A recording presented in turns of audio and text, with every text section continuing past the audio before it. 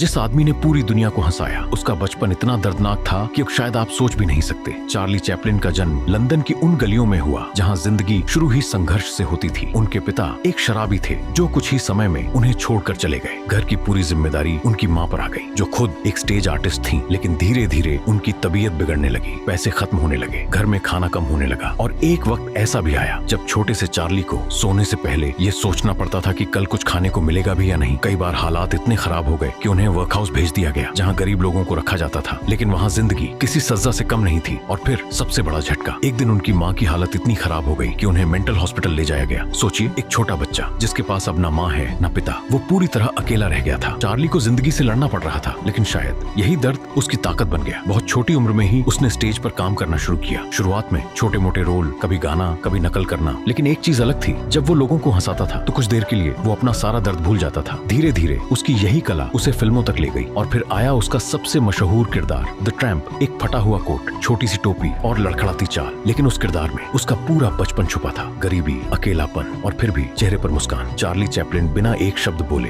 पूरी दुनिया को हंसाने लगा। लाखों लोग उसकी फिल्मों पर हंसते थे, लेकिन कोई ये नहीं जानता था कि उस हंसी के पीछे कितना दर्द छुपा है। वो बच्चा जो कभी भूखा सोता था, आज दुनिया का सबसे बड़ा स्टार बन चुका था। जिंदगी अजीब होती है, कभी कभी जो इंसान सबसे ज्यादा हंसाता है वो खुद सबसे ज्यादा टूटा हुआ होता है। चार्ली ने अपने दर्द को छुपाया नहीं, उसे अपनी ताकत बना लिया। और शायद यही वजह है कि आज भी दुनिया उसे सिर्फ एक कॉमेडियन नहीं बल्कि एक कहानी मानती है। उसकी कहानी का अंत 25 दिसंबर 1977 को हुआ। क्रिसमस के दिन वो इंसान चुपचाप इस दुनिया को छोड़कर चला गया। तो अगर आपकी जिंदगी में भी मुश्किलें हैं तो याद रखना, आपकी कहानी भी अभी शुरू ही हुई है।